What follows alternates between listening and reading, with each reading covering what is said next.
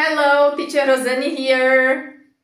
Para iniciar o vídeo de hoje, eu tenho uma pergunta para fazer para você. What were you doing yesterday at 10 p.m.? O que você estava fazendo ontem às 10 da noite? Você sabe como responder a esta pergunta em inglês? Caso você não saiba, permaneça aqui que este é o assunto deste vídeo. I was driving yesterday at 10 p.m. Eu estava dirigindo. I was driving yesterday at 10 p.m. Então, essa é a estrutura que a gente usa quando nós queremos falar sobre algo que estava acontecendo em um momento específico do passado. O momento específico que eu me refiro nessa frase é ontem, yesterday at 10 p.m., às 10 da noite. Aqui ao lado, nós temos então a estrutura do que nós chamamos de past continuous. Então, nós utilizamos isso para falar sobre algo que estava acontecendo no passado. Por este motivo, essa estrutura que usa também o verbo to be, e neste caso, no passado, está conjugada deste modo. E nós temos também o uso do verbo com ing. Lembrem-se, sempre que tiver continuous ou progressive no título, a gente associa então ao uso do verbo principal com o acréscimo do ing. Então aqui nós temos a conjugação, como eu disse, do verbo to be no passado. A conjugação é was para I, he, she, it e were para we, you, they. Após o verbo to be, então, no passado, nós utilizamos o verbo principal com o ing, que é o caso do exemplo que nós vimos anteriormente. I was driving. To be, no passado, verbo principal com ing. Na negativa, basta acrescentar o not após o to be. Então, nós temos aqui was not, que na forma abreviada fica wasn't, e nós temos were not, que na forma abreviada fica weren't. Bom, nós vimos a afirmativa, nós vimos a negativa. E na pergunta, o que acontece com o verbo to be? O verbo to be, nas perguntas, ele passa para frente do sujeito, ele muda a posição na frase. Então, ao invés de I was, nós temos was I. Ao invés de he was he. Ao invés de we were, o were vai para frente, então fica were we. E mais o verbo, então, com ing. Para ilustrar melhor isso que eu estou falando, nós temos aqui no whiteboard, no quadro, alguns exemplos. It was raining when I woke up.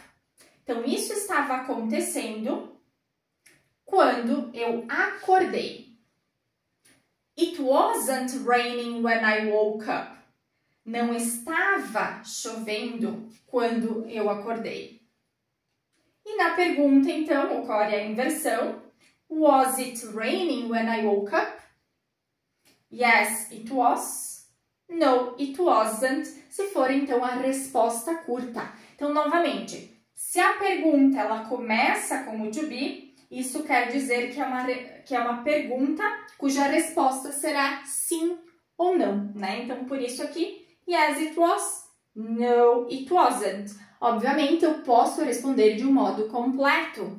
Yes, it was raining when I woke up. Por exemplo. Certo, pessoal? Então, aqui, basicamente, temos os três casos, né? Affirmative, negative and interrogative. Bom, nós já vimos a conjugação do verbo to be no passado e agora nós veremos, então, as regras do ing. Basicamente, na hora de falar os verbos com o acréscimo do ing, nós teremos apenas, na pronúncia, o acréscimo do ing, né? Que é justamente, então, o som dessas três letras aqui. Então, a nível de pronúncia, basicamente, os verbos em geral terão esse acréscimo, certo? Porém, na escrita, nós temos algumas diferenças. Existem algumas regras a serem seguidas. Bom, a regra geral é justamente acrescentar o ing. Então, é o caso do study, onde nós acrescentamos e fica studying. nós temos o caso do verbo drive, que vira driving. Então, não sei se vocês perceberam, mas houve uma alteração no verbo. Ele termina pela vogal E. Os verbos que terminam por E, nós removemos então a letra E do final, antes de acrescentar o ing.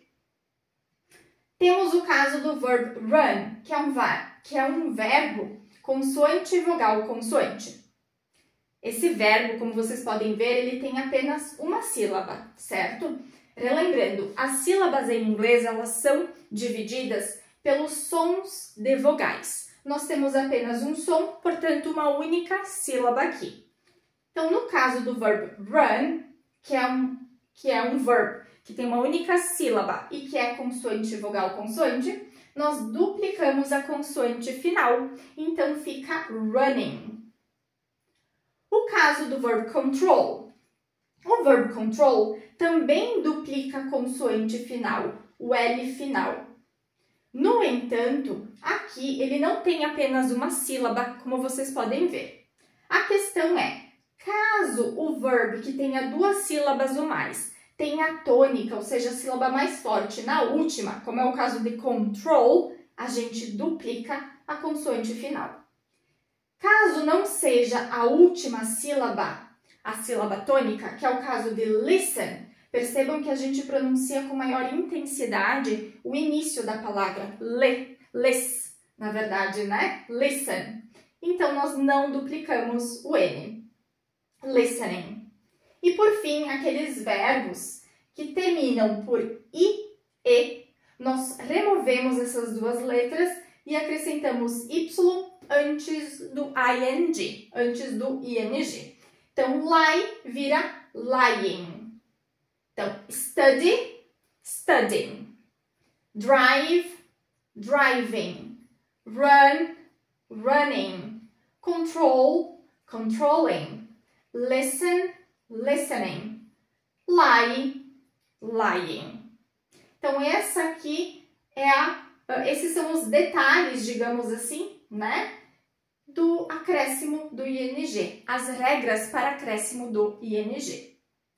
Antes de nós finalizarmos, eu gostaria de trazer mais dois exemplos aqui com duas palavras chaves, digamos assim, quando a gente está falando sobre algo que estava acontecendo no passado. Nós temos aqui o primeiro example. I was working when he called me.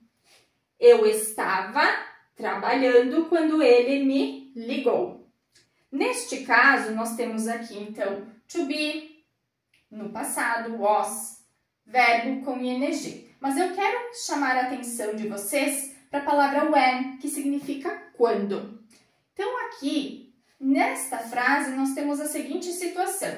Algo estava acontecendo, I was working, quando alguma coisa interrompeu aquela ação. Quando outra coisa pontual aconteceu, que aqui foi o fato dele, né, ele ter me ligado.